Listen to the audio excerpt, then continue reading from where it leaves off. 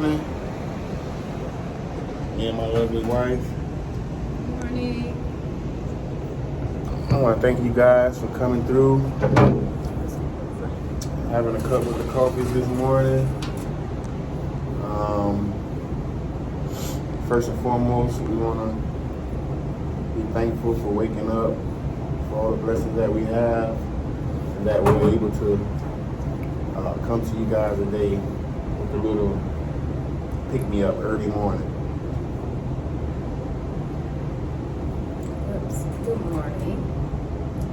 So when I woke up this morning, what was on my mind was basically we were discussing forgiveness and how I got my healing and deliverance and able to just feel free by forgiving people. And I was explaining that me being hurt by so many people and things that happen by certain people from certain people in my life that I was holding on to that. But like in my 20s,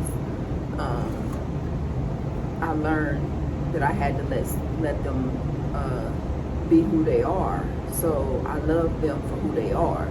So if a person's been this way, say a cheating spouse, and known them to constantly cheat, or you found out about it a couple of times. Yes, sometimes they will change and they can change, but the main thing is you just got to accept them for who they are, and know who they are. You either love them for it or you just let it go. And what really made me realize that is in my 20s I was carrying a lot of pain and hurt from my biological father, not really being in my life as I wanted him or that he needed to be.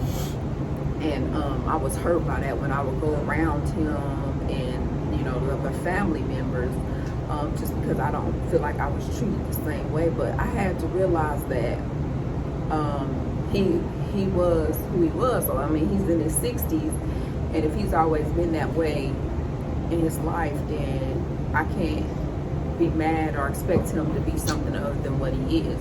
So that's what helped me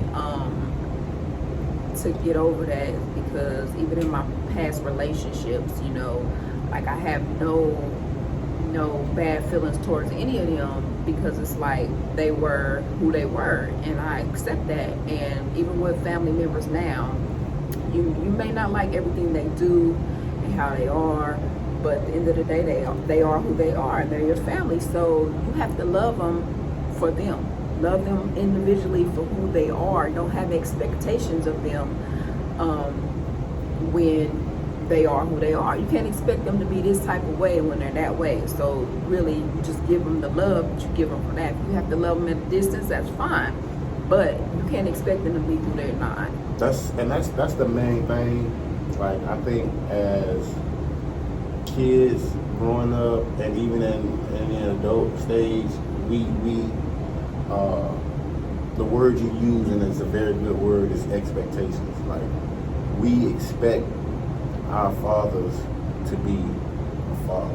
We expect our mothers to be a mother. We put expectations on people to be a certain type of father. Like, we might see the Huxtables on TV, and we put expectations on our father to be like Cliff Huxtable was on TV, and that's not reality. And that's where we get let down. That's where we get the disappointment, because we basically do it to ourselves in a sense. Like, we put those expectations on people to be somebody that they're not. And it's, instead of, like my wife said, accepting people for who they are. Like, you can't expect somebody to be like the Huxtables when your dad is a Thomas or a Stone or a Coffee. You can't expect a Rolling Stone, exactly. I'm not saying settle for somebody that's a bad person, or lower your expectations whether you have to settle for anything. I'm just saying, let's lower our expectations on what we want someone to be. Like, even if you're looking for the perfect type of guy, and you want him to be a certain type of way, don't put the expectations on somebody else, because he might not be that person. You just need to continue looking until you can find that person that you have those expectations in, and then you won't be disappointed that Joe Blow, who you just found here, is not what you expected him to be. So, and that's so true. And that's the first thing, you know, going back in your past and letting go of all the hurt, the pain, and disappointments, and people weren't what you expected them to be. People bottle that up. Like we were discussing this particular person, and they still have this anger and resentment for somebody from 40 years ago. Like, you know, you got to let it go. Like that you're not healed and you're carrying that with you. So you just learn to forgive them and love them for who they are. Somebody else idolize a person. Don't crush that person's dreams by speaking on the resentment that you have for that person, because everybody doesn't treat everybody the same way either. Right. Like everybody is different. So you may value a person, or you're fine with the way they treat you or the things they do, but if somebody else might not be. It's just like in relationships, you pick and choose what you want to deal with and what you don't want to deal with. They might move on, and the next woman or man might be okay with it. Might be okay with cheating and lying and all that, but you don't want it, and you shouldn't take it. And you just move on. Exactly. I mean, but even if you don't want it and you don't accept it, and you do decide to move on, you still shouldn't speak ill of the person who you just left, or the person that you didn't want to be with, because it's somebody that likes that person, it's somebody that has an idolization of that person, so you shouldn't dampen that. I mean, just move on and be blessed and be happy. Yeah, prosper, man. I mean, it's just a lot of world out here, man. It's a lot of people out here. You can move on. So, we just want to give you guys that this morning. Something that you can take with you, something that we had on our mind this morning. Well, my wife, really. And we discussed it, so we decided to share it with you guys. Like we'll do all the time. So,